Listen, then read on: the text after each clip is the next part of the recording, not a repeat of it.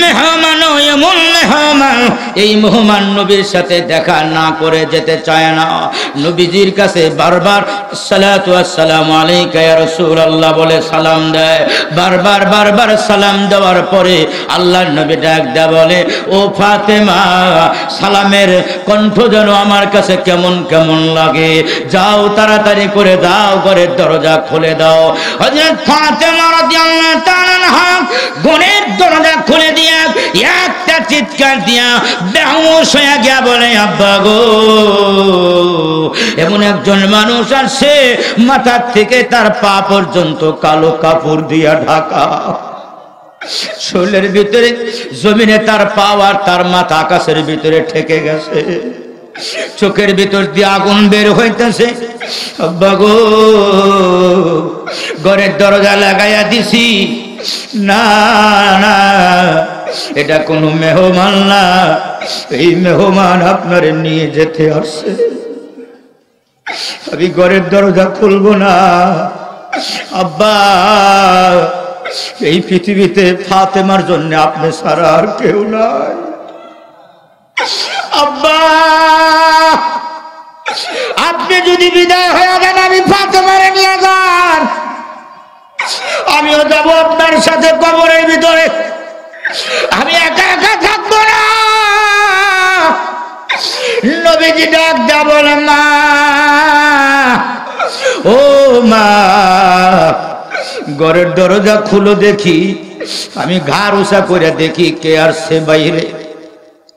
ঘরের দরজা যখন খুলে দিছে, নবীজি একটু মাথা উঁচু করে বাইরের দিকে তাকায় বলে, মা, কান্দিস না রে মা, মা হাযা ইল্লা হাযিমুল লায্জা,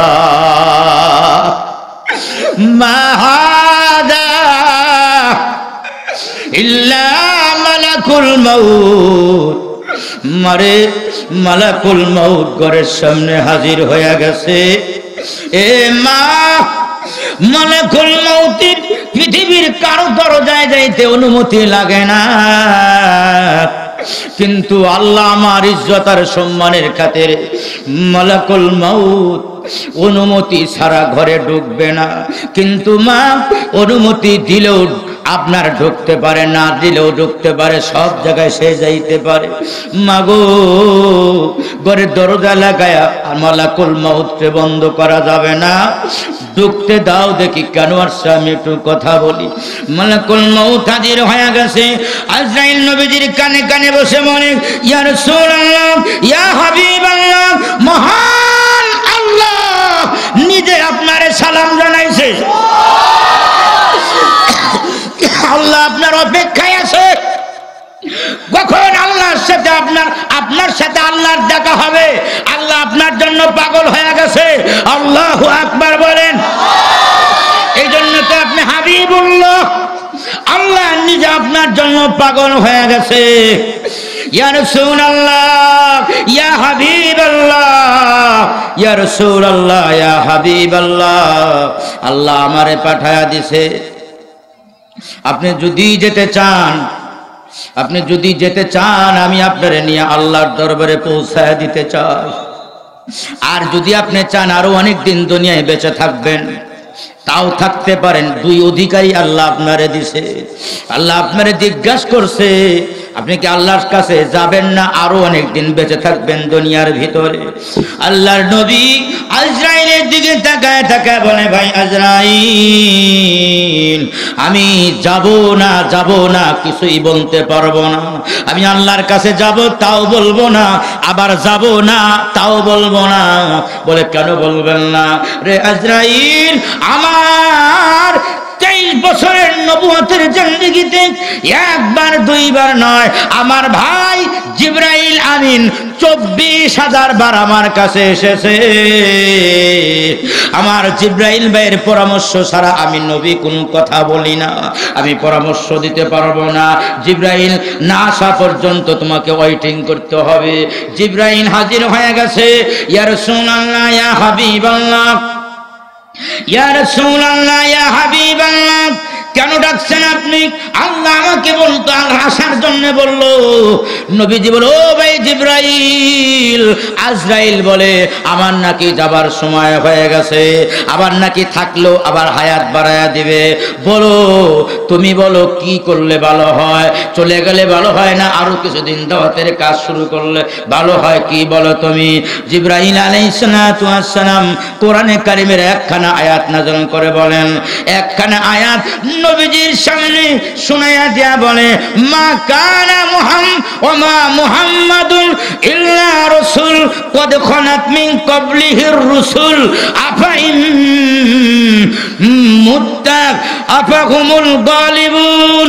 ও নবী, ওমা মুহাম্মাদুন ইল্লা রাসূল কদ খালাত মিন ক্বাবলিহির রাসূল, আপনি একজন রাসূল, আপনার পূর্বে অনেক নবী রাসূল পৃথিবীতে এসেছিল, তারাও যেমন বিদায় হয়ে গেছে, আপনাকেও যেতে হবে।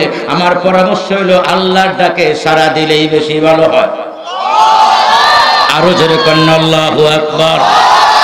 মুসলমান ভাইরা, এবার জিবরাইলের পরামর্শ নিয়ে নবী ডাক দেয়া বলেন, রে আজরাইল,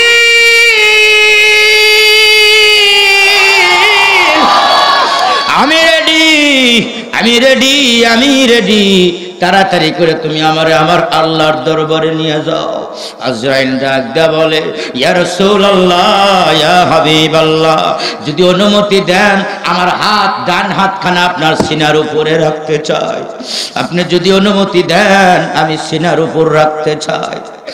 আল্লাহর নবী যখন সিনার উপর আজরাইল যখন হাত রেখে দিয়েছে, আল্লাহর নবী একটা চিৎকার দেয়া বলেন, রে আজরাইল,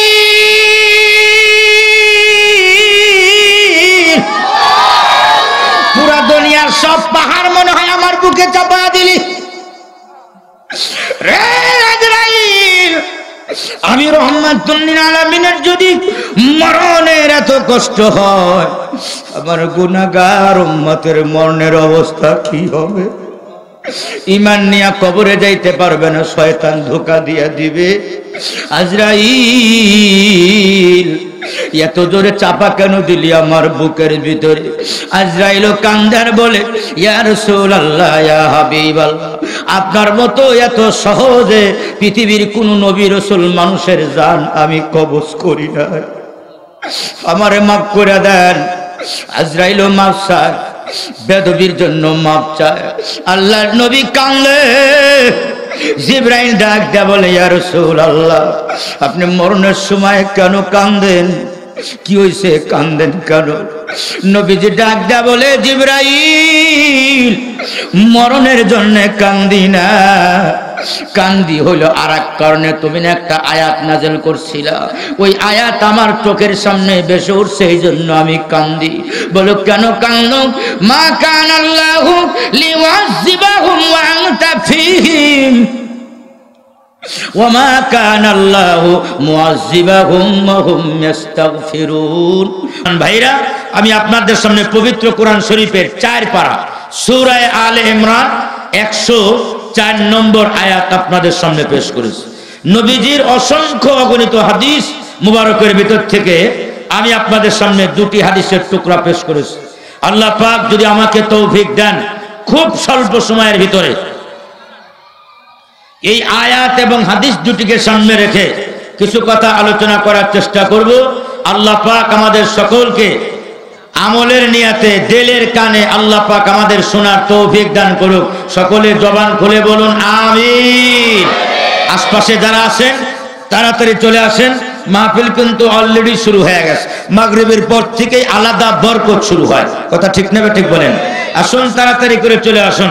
মুসলমান ভাইরা, আপনারা বলবেন হুজুর কোন বক্তা তো আপনার মুখ ফাঁক করে আমিন করে বলার কথা বলে না, আপনি মুখ ফাঁক করে আমিন বলার কথা কেন বলেন?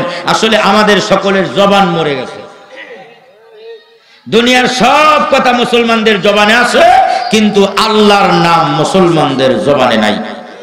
চাচারা যে বলে, চাচা একটা গান কোন দেখি, চাচা এমন টান দেয় মনে হয় যেন ঢাকার মিরপুর থেকে তার গানের টান গুলিস্তান গিয়া ফুরবুনি, এত বড় লম্বা গলা চাচা।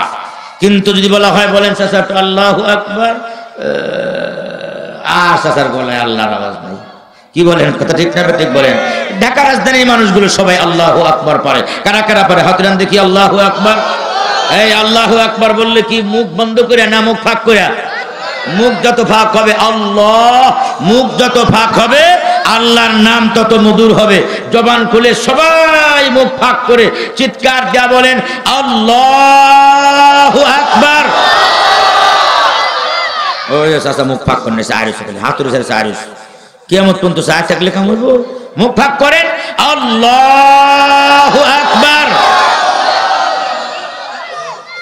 আল্লাহু আকবার বলতে কোন লজ্জা আছে? তাহলে মুখ ফাঁক করে, মুখ ফাঁক করে যে যত বলবে।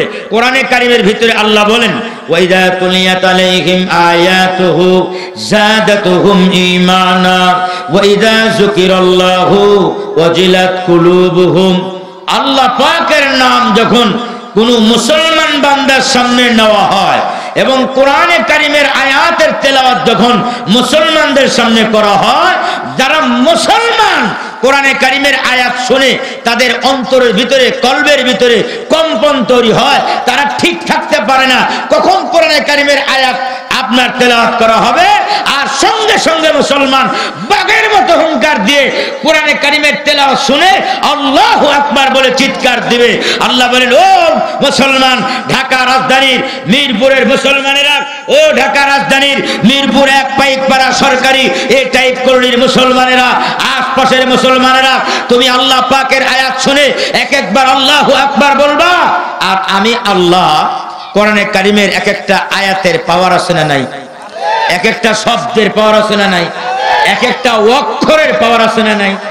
আল্লাহ বলেন তুমি কোরআনে কারিমের আয়াত শুনবা আর আল্লাহু আকবার বলে চিৎকার দিবা, আমি তোমার ঈমানকে পারমাণবিক অস্ত্রের চাইতে আরো শক্তিশালী বানায়া আরশে আজিমে আমি তোমার জায়গা দিয়ে দিব।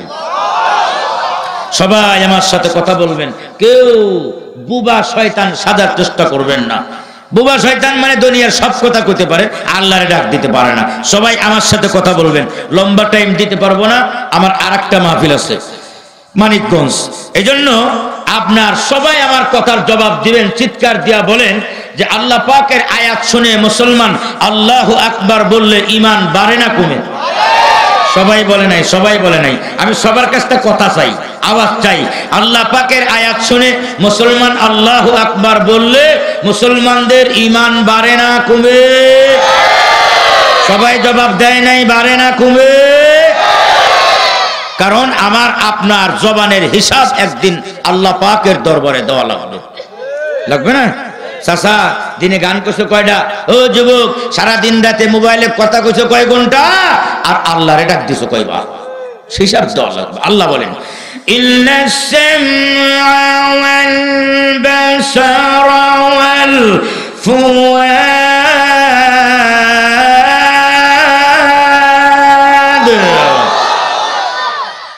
মাশাআল্লাহ। এদিকটা আগে বলছিলাম কোরআন শরীফের আয়াত শুনে আল্লাহু আকবার বললে চাচা ঈমান বাড়ে না কমে? বাড়ে। মোটামুটি 5-7 জন আল্লাহু আকবার আওয়াজ দিছে, এদের ঈমান আরশে আজিমের দিকে যাওয়া শুরু হয়েছে। আর যারা বড় বড় চোখ করে চার হয়েছে, বাসার থেকে যেই পরিমাণ ঈমান নিয়ে এসে যেই কয় 6টা ওই জায়গায় আছে, এখনো বাড়া শুরু হয় নাই। সবাই কি ঈমান বাড়ানোর দরকার আছে? কারা কারা বাড়াইতে চান? সবার ঈমান বাড়ানোর দরকার আছে। তাহলে আল্লাহ পাকের আয়াত আবার বলি আমি, ইন্নাস সামআ ওয়াল বাসারা ওয়াল ফুয়াদা কুল্লু উলাইকা কানা আনহু মাসউলা।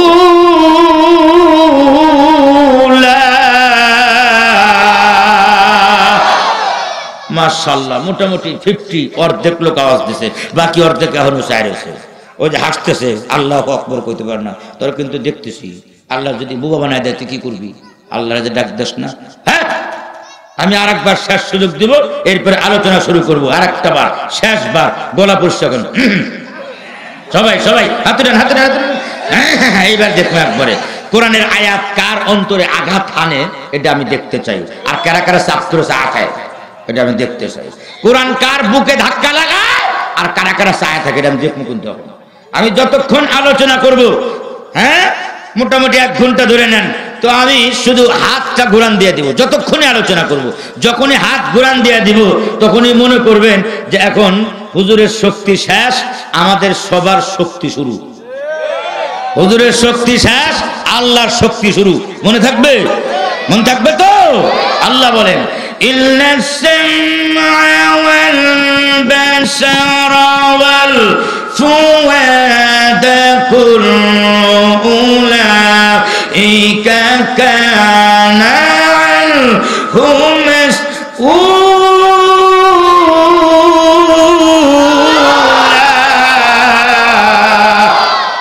ও মুসলমান ভাইরা, কুমায় দেন সাউন্ড মোটা করে দেন, কুমায় দেন, মোটা করে দেন। মুসলমান ভাইরা, যে আয়াত আরো কুমায় দেন, মোটা করে দেন। যে আয়াত আমি আপনাদের সামনে তেলাওয়াত করেছি, এটা এমন একটা আয়াত কোরআনে কারিমের 6666 আয়াতের ভিতরে এই আয়াতটা এমন একটা আয়াত, যে আয়াতটা কাফেররাও মানে, হিন্দুরাও মানে, নাস্তিকও মানে, আস্তিকও মানে, দুনিয়ার সব মানুষ মানে। এই ব্যাপারে কারো কোনো বিরোধ নাই। আল্লাহরে কেউ মানে, কেউ মানে না। আল্লাহ আছে কি নাই, আরো কুমায় দেন, আরো মোটা করে দেন। আল্লাহ আছে কি নাই, আরো কুমান। এটা অনেকের বিশ্বাস আছে, অনেকের বিশ্বাস নাই। যারা নাস্তিক তারা আল্লাহকে বিশ্বাস করে না। দুনিয়ার সব জিনিসের ভিতরে মানুষের সন্দেহ আছে। এই মাইক বন্ধ করে দিলেন, এগুলো বন্ধ করেন না, এগুলো বন্ধ, এগুলো চালু করেন। তো আল্লাহ পাকের কাছে আল্লাহ আছে কি নাই এই ব্যাপারে মানুষের সন্দেহ আছে। এমনকি একদল গ্রুপ আছে পৃথিবীতে, তাদের নাম, এরা এমন এক গ্রুপ, এরা কোনো জিনিসকেই তারা বিশ্বাস করতে চায় না। আপনি বলবেন যে এটা মোবাইল, তারা বলবে এটা যদি মোবাইল না হয় আগুন হয়। ফেরকায়ে লা আদ্রিয়া, মানে তারা কোনো জিনিসকেই মানতে চায় না। তাহলে আল্লাহ আছে না নাই এই ব্যাপারেও সন্দেহ আছে। পৃথিবীতে একটা মাত্র জিনিস আছে, এই জিনিসের ব্যাপারে পৃথিবীর নাস্তিক আস্তিক, আপনার মুসলমান গায়রে মুসলমান, দুনিয়ার সব মানুষ যেই বিষয়টাকে এক বাক্যে মানতে রাজি, ওই জিনিসটার নাম হলো মরণ। আল্লাহর ব্যাপারে সন্দেহ থাকলেও মরণের ব্যাপারে, মরণ যে হবে এটা কারো কোনো সন্দেহ। নাস্তিকরাও মানে, আস্তিকরাও মানে, মুসলমানও মানে, কাফেরও মানে, হিন্দু মানে, বৌদ্ধও মানে, সবাই মানে যে মরণ হবে। মরণ যার নাই তিনি হলেন একমাত্র আল্লাহ। আল্লাহ ছাড়া আর পৃথিবীতে যা আছে সব ধ্বংস হবে, মরণ হবে, একমাত্র মরণ হবে না আল্লাহ। আল্লাহ কোরআনে কারিমের ভিতরে বলেন কুল্লু মান আলাইহা ফানিউ ওয়া ইয়াবকা ওয়াজহু রাব্বিকা যুল জালালি ওয়াল ইকরাম।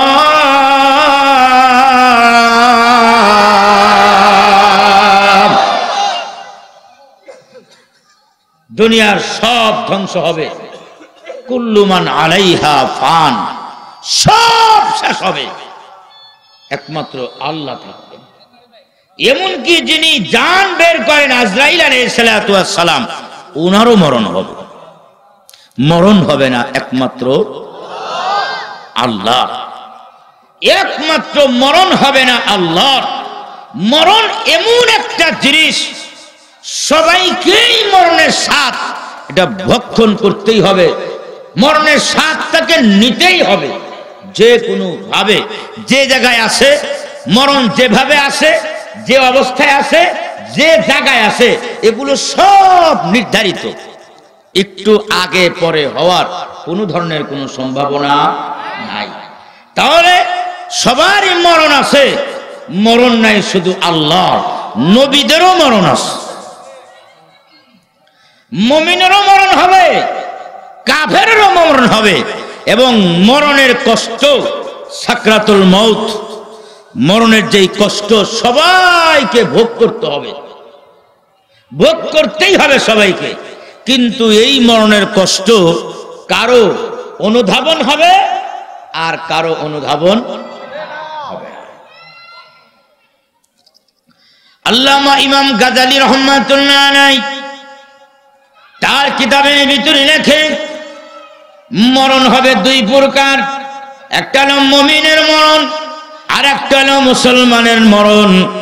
মুমিনের মরণ যখন হবে, মুমিনের মরণ আর মরণ কষ্ট আর কষ্ট থাকবে না, আনন্দে পরিণত হবে। হযরত আয়েশা বলেন, ইয়া রাসূলুল্লাহ, ইয়া হাবিবাল্লাহ, আল্লাহর নবী গো, মরণের কষ্ট যদি সবারই হয়, মুসলমানেরও হয় কাফেরেরও হয়, তাহলে মুসলমান হয়ে লাভ কি? আল্লাহর নবী বলেন, হে আয়েশা, মরণ হবে, কষ্ট হবে, কিন্তু মরণের কষ্ট মুমিনের অনুভব হবে না।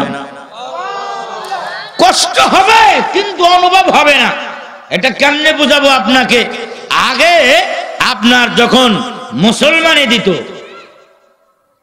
মুসলমানি দেওয়ার সময় ভাই, বড় ভাই, মিয়া ভাই 4-5 জন ধরে রাখ, হ্যাঁ, এরপরে আপনার মিষ্টি আইরা মুখের সামনে দিয়ে কয়, চিন্তা নাই, কোনো চিন্তা নেই, আসি না, দশ মিষ্টি খা। এরপরে যখন ওই মিষ্টির দিকে যখন চোখ পড়ে গেছে, তখন ওই নিচে কি হয় না হয় আর এদিকে আর খেয়াল টেয়াল নাই। কি বলেন? কথা ঠিক নেবে? ঠিক যা টাকা করছে মুষ্টির দিকে তাকায়া ওদিকে কি হয়েছে না হয়েছে, তো একটু পরে কয় পিঁপড়া কামড় দিল। আসলে পিঁপড়া কামড় দিছে না কাইটটা ফেলাইয়া দিছে? কথা ঠিক না? ঠিক। মুমিনেরও যখন মরণ হবে, তো আল্লাহ পাক মুমিনের কাছে আল্লাহ নিজে মুমিনের সামনে হাজির হয়ে যায়। ইয়া আইয়াতুহান নাফসুল মুতমাইন্নাহ ইরজিই ইলা রাব্বিকি রাদিয়াতাম মারদিয়াহ ফাদখুলি ফি ইবাদি ওয়াদখুলি জান্নাতি।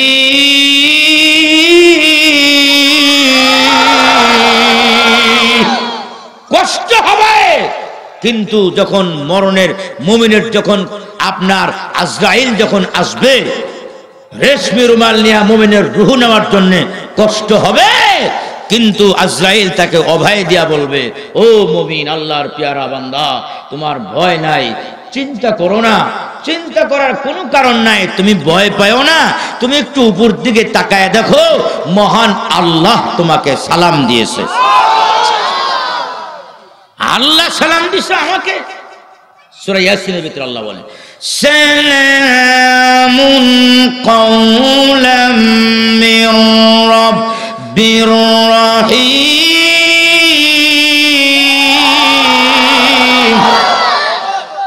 আল্লাহ সালাম দিছে।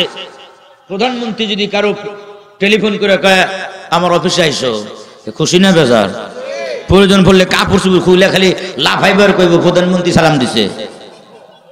কত খুশি, প্রধানমন্ত্রী সালাম দিছে।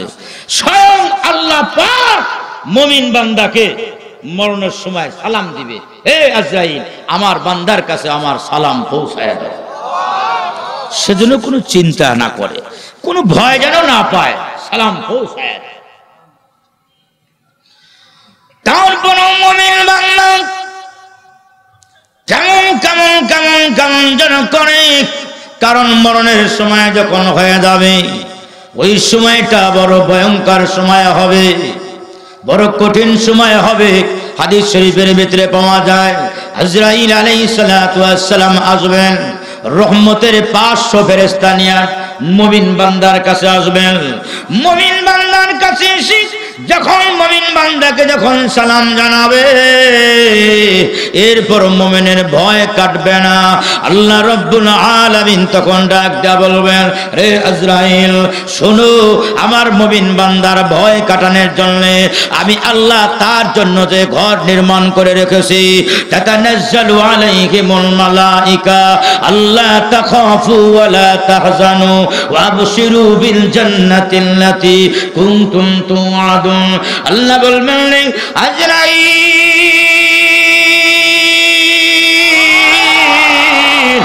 আমার বান্দার জন্য আমি আল্লাহ যে ঘর বানিয়ে রেখেছি ওই জান্নাত নিয়ে আমার বান্দার চোখের সামনে হাজির করে দাও।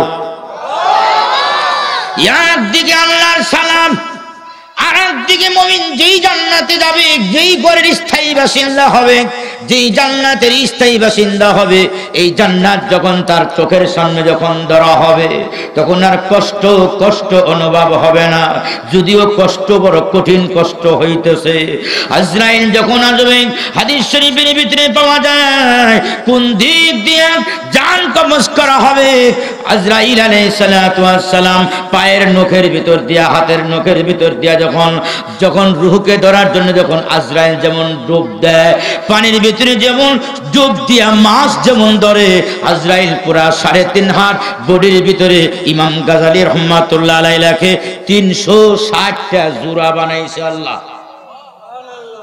360টা জোড়া স্প্রিং। আজরাইল যখন 3.5 হাত বডির ভিতরে ডুব দেয়, যখন রুহু যখন ধরার দিকে আবার পায়ের দিকে যে এদিক সেদিক দৌড়ানো আরম্ভ করবে, ধরতে ধরতে গিয়া যখন পায় কোন দিকে আজরাইল রুহু শুধু বারবার এদিক সেদিক দৌড়াদৌড়ি আল্লাহ ফালাফি করে। এর এক পর্যায়ে গিয়ে আল্লাহ সূরা ওয়াকিয়ার ভিতরে বলেন, হাত্তা ইযা বালাগাতিল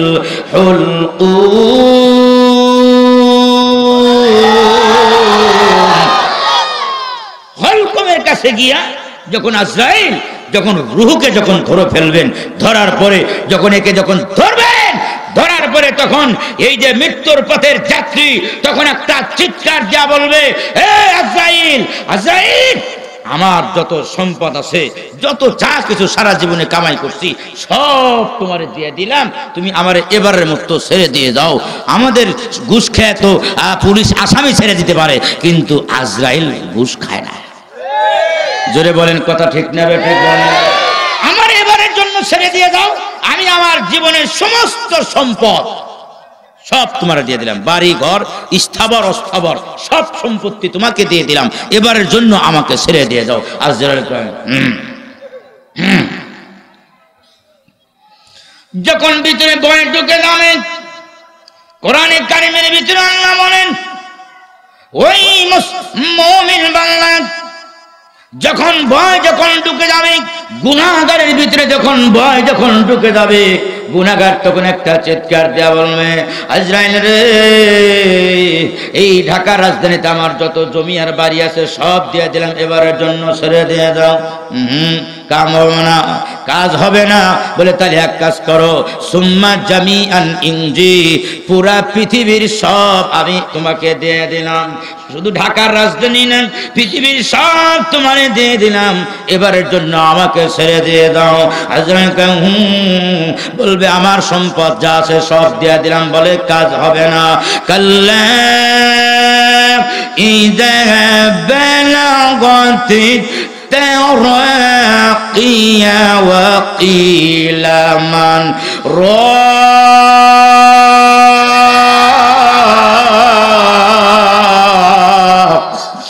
মরণের পথের যাত্রী তখন কাঁদবে, চিৎকার মারবে, গাদার মতো চিৎকার দেবে। যদিও আওয়াজ আমরা এরকম বুঝি না, ভয় যখন পেয়ে যাবে মরণের পথের যাত্রী বলবে, আজরাইল রে, কে কোথায় আছো? পরিবার পরিজনের কাছে ডাক দে আল্লাহ। আজরাইল আলাইহিস সালাতু ওয়াস সালাম বলবে, হে মরণের পথের যাত্রী, ওয়াকিলা মান রাক, আসুন আসেনি তোমার কোনো ডাক্তার, কোনো ঝাড়ফুঁক, কোনো তদবির কারক আসেনি তাড়াতাড়ি করে ডেকে নিয়ে আসো, অথবা কোনো নেতা আসেনি তোমাকে আবার কাছ থেকে ছোটায় নিতে পারে, বলে কোনো জায়গায় নাই, কেউ আসবে না। আজরাইল 360টা তারের ভিতরে, রগের ভিতরে 360টা রগ পুরা শরীরের ভিতরে, এই 360টা রগের ভিতরে আজরাইল যখন একটা টান দেয়া, যখন তারগুলো যখন লাইন যখন কেটে দিবে, আপনার বিদ্যুতের লাইন কেটে দিলে যেমন অন্ধকার নেমে আসে, এই 360টা শরীরের বাঁধনগুলো, আপনার তারগুলো যখন টান দিয়া যখন ছিন্ন ভিন্ন করে ফেলবে, আর হাতে কাজ করবে না, পায়ে কাজ করবে না। আমার নবী, বিশ্ব নবী রহমাতুল লিল আলামিন মরণের সময়ও কষ্ট হয়েছে, সবারই কষ্ট হয়, কেউ মরণ থেকে বাঁচে না, কিন্তু মুমিনের আপনার কষ্ট অনুভব হয় না। আল্লাহর নবী, বিশ্ব নবী রহমাতুল লিল আলামিন দুনিয়া থেকে বিদায় হয়ে যাবেন। এক সপ্তাহ যাবত অসুস্থ, বারবার হুঁশ আসে, আবার নবী বারবার বেহুশ হয়। পানির ভিতরে, ঠান্ডা পানির ভিতরে নবীজি ডাক দেয়া বলে, এ আয়েশা একটু ঠান্ডা পানি দাও না। ঠান্ডা পানি নবীজি হাতের ভিতরে ঠান্ডা পানি লাগাইয়া, এই হাত নেয়া ঠোঁটের ভিতরে আর কপালের ভিতরে নবীজি বারবার নেয়, আর ডাক দেয়া বলে, আয়েশা ও ফাতেমা শোনো, আমার জন্য কেমন কেমন লাগে, আমি দুনিয়ায় থাকবো না, দুনিয়ায় মনে হয় আমি থাকবো না, আমি বিদায় হয়ে যাব, আমার মনে হয় দুনিয়ায় আর থাকার সময় নাই। আল্লাহ পাক সর্বশেষ নবীর উপরে আয়াত নাযিল করেন, ওয়াত্তাকু ইয়াওমান তুরজাউনা ফীহি ইলাল্লাহ।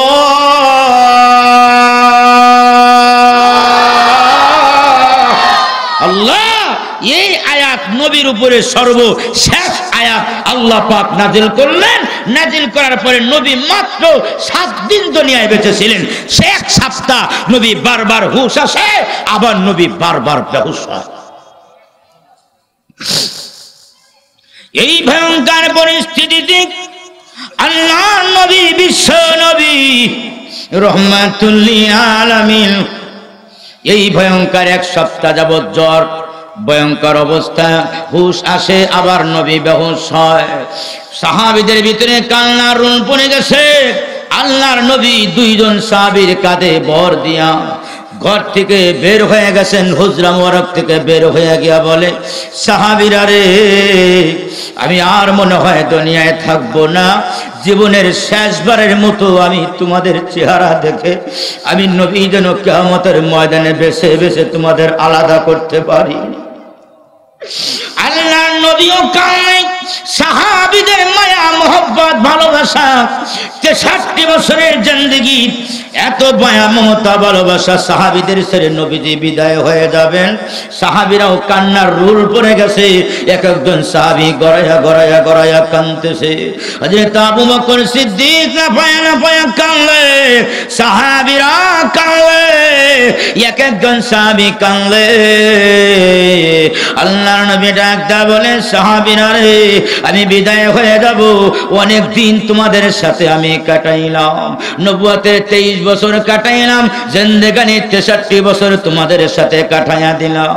একসাথে থাকতে গেলে অনেক কিছু হয়ে যায়, অনেকে অনেক ভাবে কষ্ট পাওয়া যায়। আমি তোমাদের কাছে মাপ চাই, আমারে মাফ করে দাও। আরে তাড়াতাড়ি করে বলো, আমি কি কারো কাছে কোনো ঋণী আসেনি? আমারে তোমরা তাড়াতাড়ি করে মাফ করে দাও। আমরা তো আঙ্গুল ফুলে রাতারাতি কলা গাছ, কোটি হাজার কোটি টাকার মালিক, মানুষের কাছে মাপ নেওয়ার কোনো চিন্তা নাই, কবরের কোনো ভয় নাই, চিন্তা নাই। রহমাতুল লিল আলামিন কবরের ভয়ে মরণের আগে সাহাবীদের কাছ থেকে মাপ নিতেছে। রে সাহাবীরা,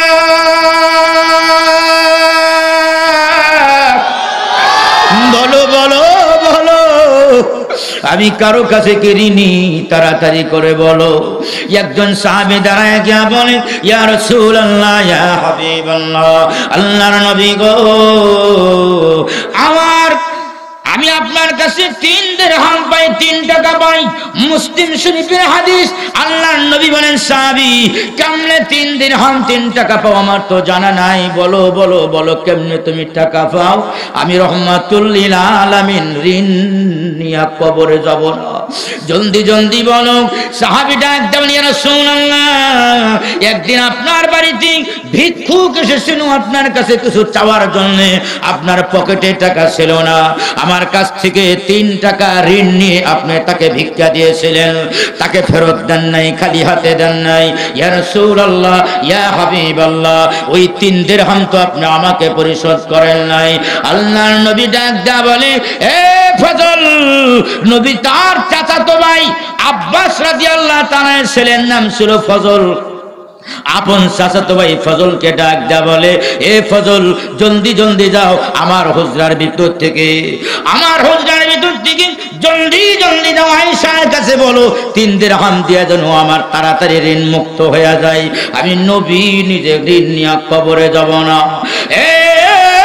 এক নম্বরে রাজধানীর মুসলমানেরা, ঢাকার মুসলমানেরা, নবীজি কাঁদতেছে, এবার নবী বারবার বলতেছে, আমি কি কারো জবান দিয়া কষ্ট দিছি, আবার এই হাত দিয়া কষ্ট দিছি।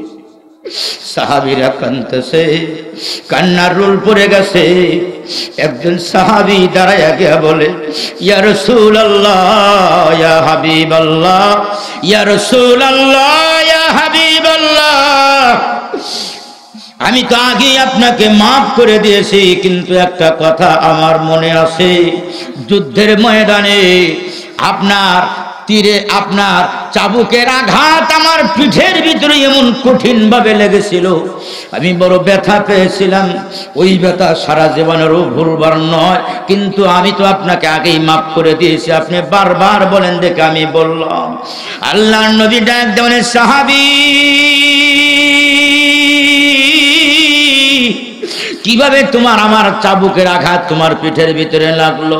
সাহাবী ডাক দেয়া বলে, ইয়া রাসূলুল্লাহ, ইয়া হাবিবাল্লাহ, যুদ্ধের ময়দানে ঘোড়ার উপর উঠে চাবুক ঘুরাইতেছিলেন, আমি সাহাবী আপনার চতুর্দিকে আপনাকে পাহারা দিতেছিলাম, কাফেরদের আঘাত যেন আপনার শরীরে না আসে, আমি আমার বুকে আর পিঠের ভিতরে বহন করতেছিলাম, আঘাত যেন না লাগে আপনার শরীরে। আপনার শরীর লাঠি চাবুক ঘুরতে ঘুরতে আমার পিঠের ভিতরে এসে লেগেছিল। ইয়া রাসূলুল্লাহ, ইয়া হাবিবাল্লাহ, আমি তো আগে আপনাকে মাফ করে দিয়েছি, কিন্তু বারবার বলেন দেখা বললাম। আল্লাহর নবী তার চাচাতো ভাই ফজলকে ডাক দেয়া বলে, এ ফজল দৌড়াও, জলদি জলদি দৌড়াও। আমার যতটুক মনে পড়ে, আমি যেই চাবুক দিয়া যুদ্ধের ময়দানে যুদ্ধ করতাম, ওই চাবুক আমার মা ফাতেমার ঘরে মনে হয় রয়ে গেছে। আমি নবী ঋণ নিয়ে কবরে যাব না, আমি কারো ঋণ নিয়ে আমি নবী কবরে যাইতে চাই না। দৌড়াও, জলদি জলদি দৌড়াও, ফাতেমার ঘর থেকে আমার চাবুক নিয়ে আসো, আমার চাবুক দিয়া, যেই চাবুক দিয়া সাহাবীর গায়ে আমার আঘাত লেগেছে, ওই চাবুক দিয়ে সাহাবী যেন আমার পিঠের ভিতরে মরণের আগে একটা বাড়ি দিয়ে দেয়। রহমাতুল লিল আলামিন, তিনিও যাবে না, মাপ ছাড়া কবরে যাবে না। হযরত ফজল রাদিয়াল্লাহু তাআলা দৌড়াইতেছে, দৌড়ায়া গিয়া ফাতেমাকে ডাক দেয়া বলে, ইয়া ফাতেমা,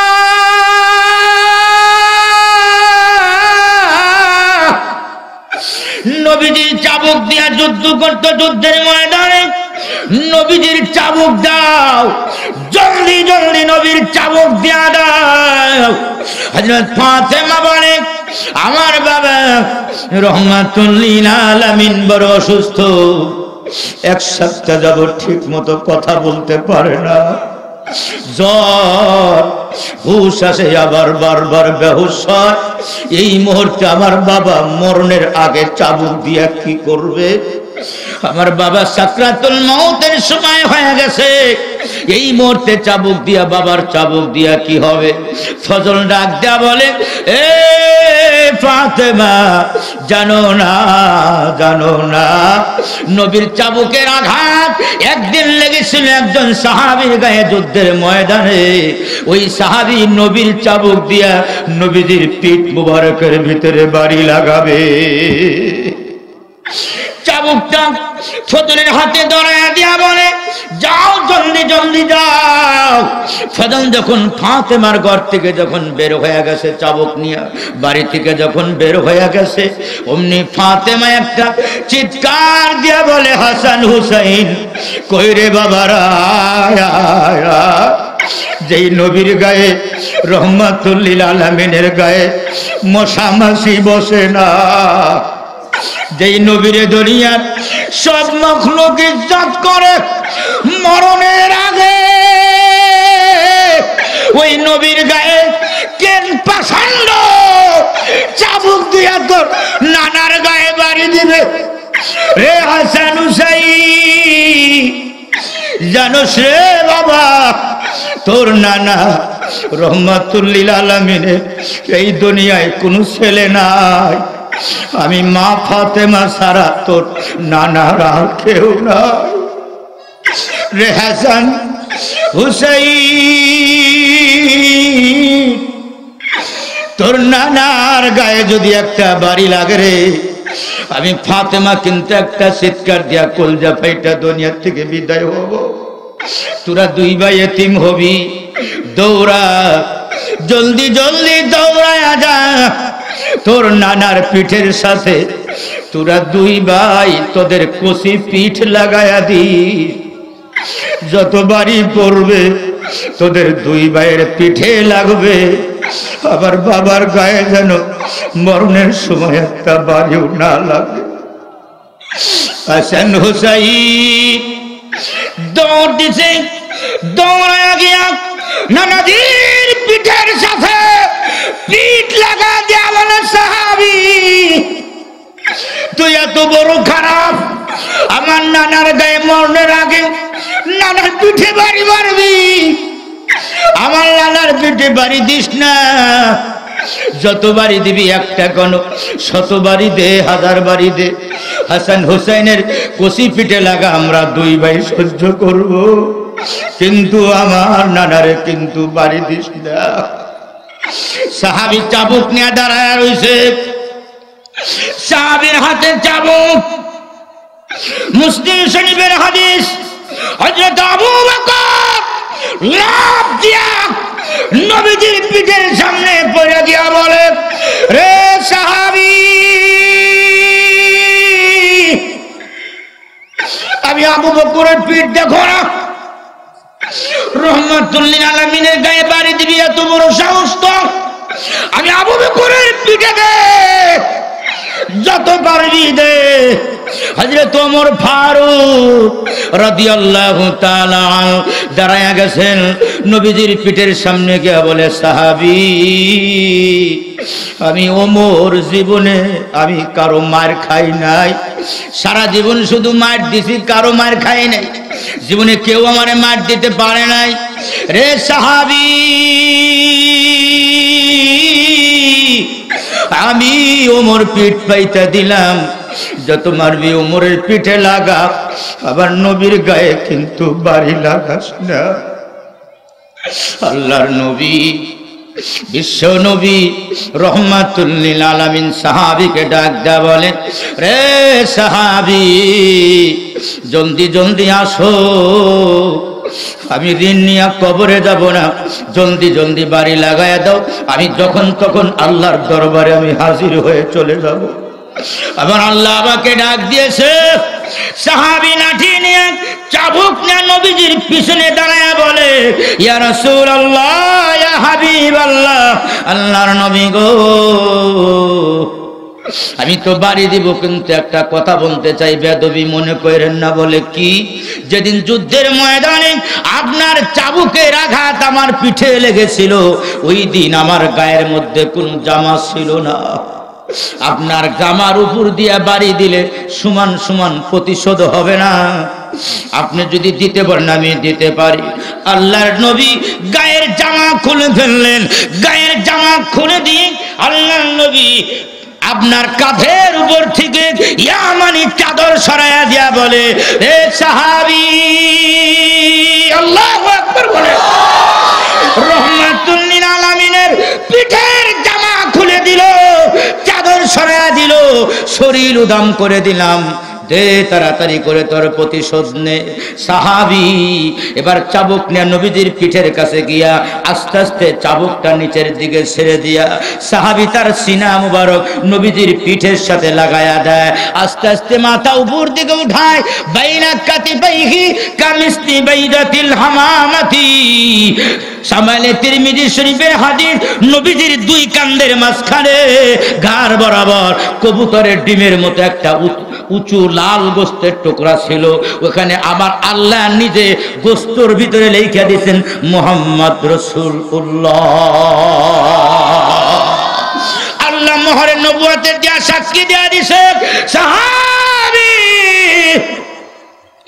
মাথা উপর দিকে উঠাইয়া বারবার মোহরে নবুয়তের চুমু খায় আর ডাক যা বলে, ইয়া রাসূলুল্লাহ, ইয়া হাবিবাল্লাহ, আল্লাহর নবী গো, আমার জানা নাই, আমার তেমন কোন আমল টামল নাই, মা আদাইতু কাসীরাম মিনাস সালাতি ওয়াস সিয়াম, আমার আমল দিয়া নামাজ রোজা দিয়া আমি সাহাবী জান্নাতে যেতে পারবো কি পারবো না কোনো গ্যারান্টি নাই, এই জন্য আমি আপনার পিঠের সাথে আমার সিনা লাগাইলাম, মোহরে নবুয়তের কাছে বারবার চুমু খাইলাম। আমার ইয়াকিন এবং বিশ্বাস, নবীজির সিনার পিঠের সাথে যার সিনা লাগবে, নবীজির মোহরে নবুয়তের সাথে যার ঠোঁট লাগবে, ওই ঠোঁটে আর ওই বুকে মহান আল্লাহ জাহান্নামের আগুন লাগাইতে পারে না। আমি ওসিলা বানাইলাম, আল্লাহু আকবার বলে, নারে তাকবীর, নারে তাকবীর, আমি ওসিলা বানাইলাম। সাহাবী বলতেছে, আমার নামাজ রোজা দিয়া জান্নাতে যেতে পারবো কি পারবো না কোনো গ্যারান্টি নাই, এজন্য আমি ওসিলা বানাইলাম। সাহাবী ওসিলা বানাইতেছে। আমাদের দেশের এখন ইদানিং কিছু মানুষ এরা মাযহাব তাযহাব মানতে চায় না, এরা বলতে ওসিলা ধরা হারাম, ওসিলা ধরা হারাম। সাহাবী ওসিলা মানতেছে, মুসলিম শরীফের হাদিস, সব ওসিলা হারাম না। জোরে বলেন কথা ঠিক না ঠিক বলেন, আরো জোরে বলেন কথা ঠিক না ঠিক বলেন। সাহাবী ওসিলা বানাইতেছে। নবীজির মরণের সময় একেবারে কাছাকাছি, নবীজি বারবার হুশ আছে, আবার বারবার বেহুশ। সাহাবীদের থেকে বিদায় নিয়ে নবীজি ঘরের ভিতরে হুজরা মুবারকের ভিতরে চলে গেছেন। সাহাবীদের থেকে বিদায় নিয়ে হুজরার ভিতরে ঢুকে গেছেন। হঠাৎ করে ফাতেমা আছে বাবার কবরে, বাবার পাশে বসে ফাতেমা আছে, আর আপনার অন্যরাও আছে, অন্যান্য বিবিরাও আছে। মুসলমান ভাইরা, হঠাৎ করে হুজরা মুবারকের বাইরে কে যেন গভীর মোহাব্বতের সাথে আসসালাতু ওয়াসসালামু আলাইকা ইয়া রাসূলুল্লাহ, আসসালাতু ওয়াসসালামু আলাইকা ইয়া হাবিবাল্লাহ বলে সালাম জানায়। আল্লাহর নবী ডাকতে বলে, ফাতেমা কে আছে? হুজরার বাইরে কে যেন আমারে বারবার সালাম দেয়। যাও তাড়াতাড়ি করে ঘরের দরজা খুলে দাও। হযরত ফাতেমা ভেতর থেকে জবাব দেয়, আব্বা গো, আপনি অসুস্থ, মেহমান এখন আসার সময় নাই, মুসাফির পরে আসবে, ঘরের দরজা খুলবো না, পরে আসবে মুসাফির, আপনি অসুস্থ, আগে সুস্থ হন।